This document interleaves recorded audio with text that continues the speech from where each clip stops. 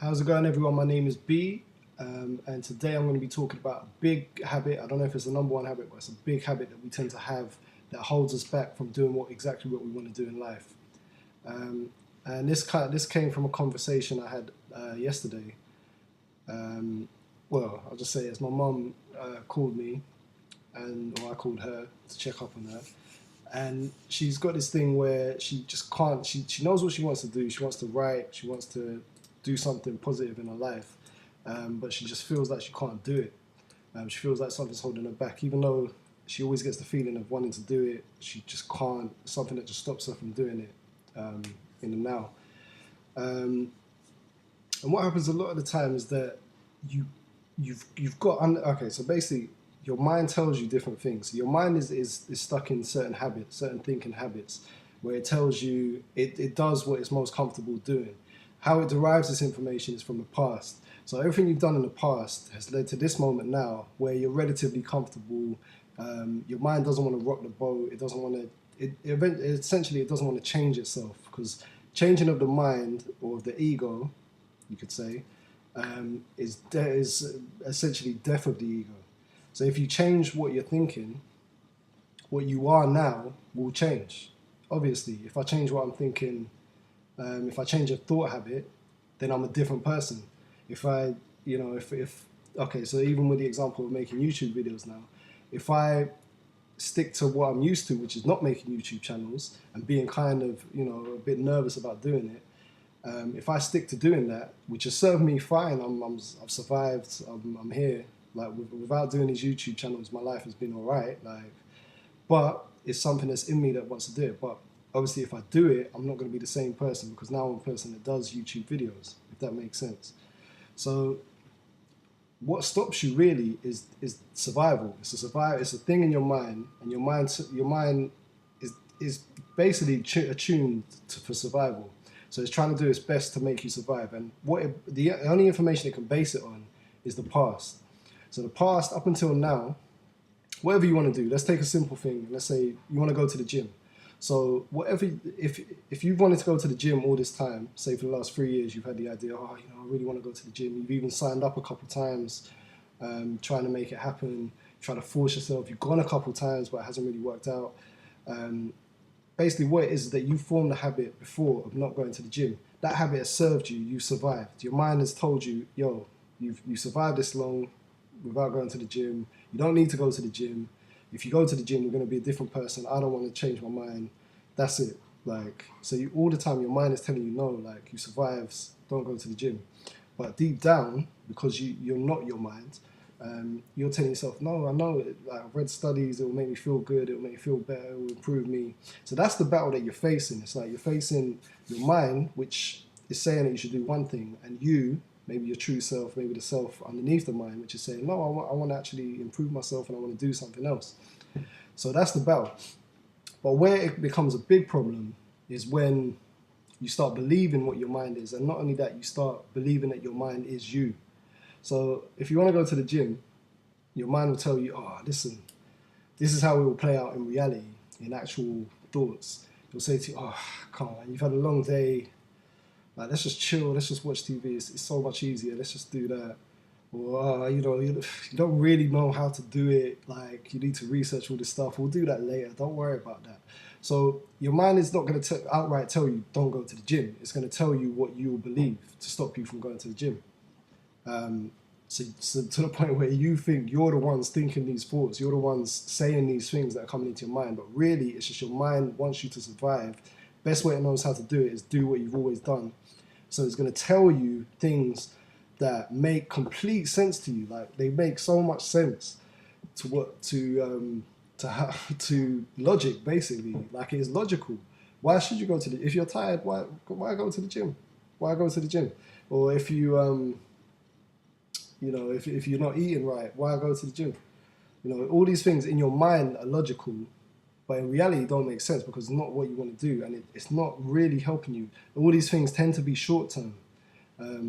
They tend to help you survive in the short term, but the long term can actually affect your survival on a deeper level, because obviously if you're not going to the gym and you're not eating right, you're not going to be as healthy as someone else. You might not live as long, you might not survive as long, you might not have as good a life, you might not have an optimum body to go through life in. So these are all things that would affect you long term.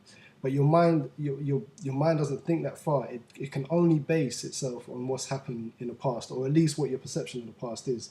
Another thing that it tends to do is it appeases you by saying, okay, listen, once you get A, B, and C in place, once you read up on your diet, once you read up on how to work out, once you get a bit of money so we can afford the gym, once you whatever, once you get a training buddy, sometimes it's terrible going by yourself. You don't really work out. You need to get a real good training buddy who's going to come with you all the time. All these things, it gives you all this criteria. Basically, what it does is it pushes everything into the future. So everything you want to do, or no, not everything you want to do.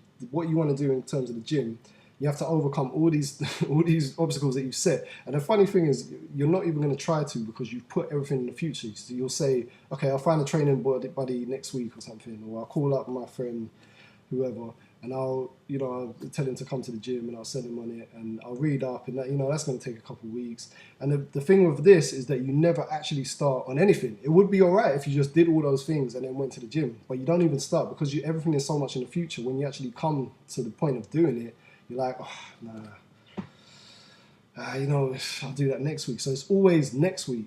That's the thing. So it's always tomorrow. It's always in the future. The only way you can do anything is if you do it right now. It's the only possibility for when you do it.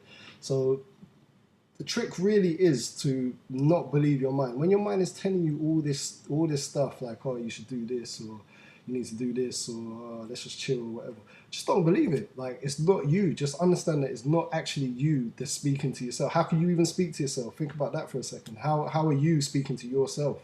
How you feel is how you feel, right?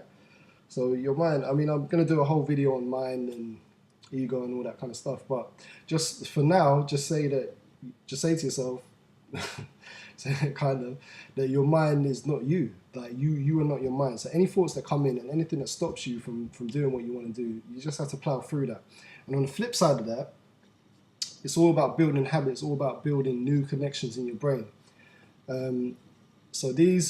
It takes, some people, I don't know, there's different theories, different studies and whatever, but it takes a certain amount of time to build a connection in your brain and to basically form a new habit. So the idea behind that, like I said before, it was all about your brain being based on past experience. So what you need to do is fight through that and change your past experience. So however long it takes, if it takes 2 weeks, whatever gets your brain used to the new habit that you formed, or the new set of actions that you formed.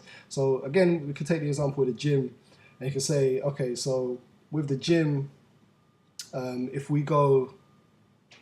I go or whatever, or you go, for 2 weeks straight. So every day for 2 weeks, bang, into the gym.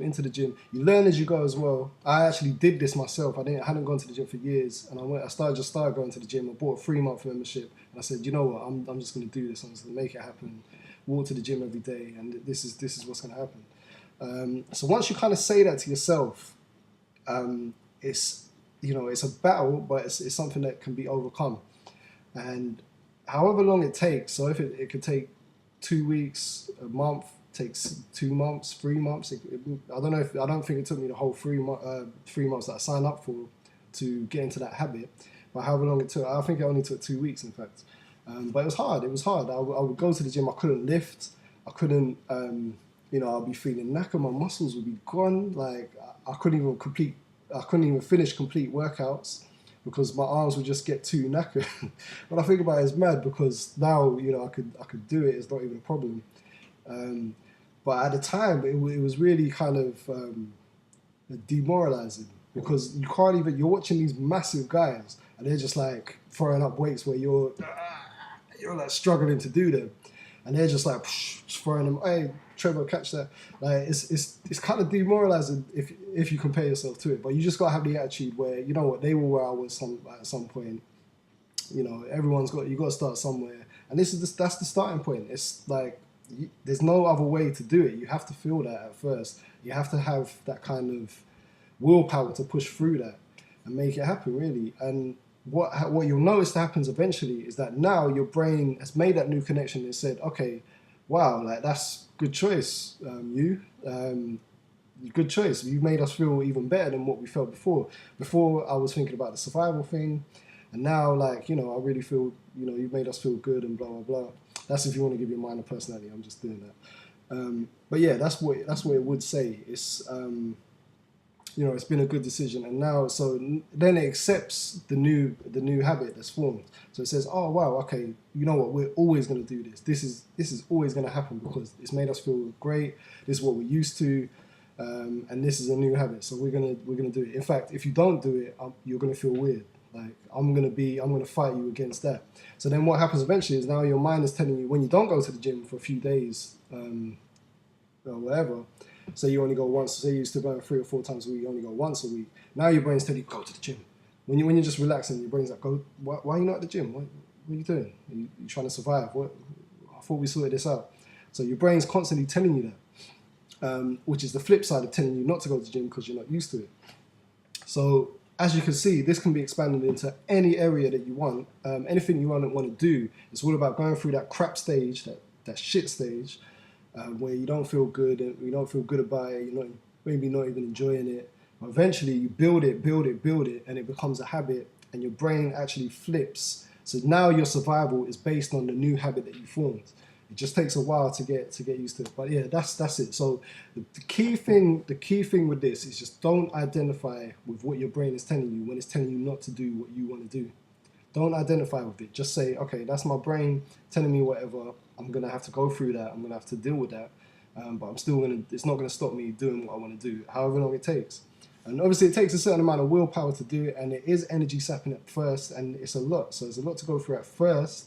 But obviously, once you get through that and come out the other side, it's easier to do it than not to do it. And it's just almost like a switch in your brain that you're trying to flip. So that's it. So just don't identify with your mind. So that's another video from me, B.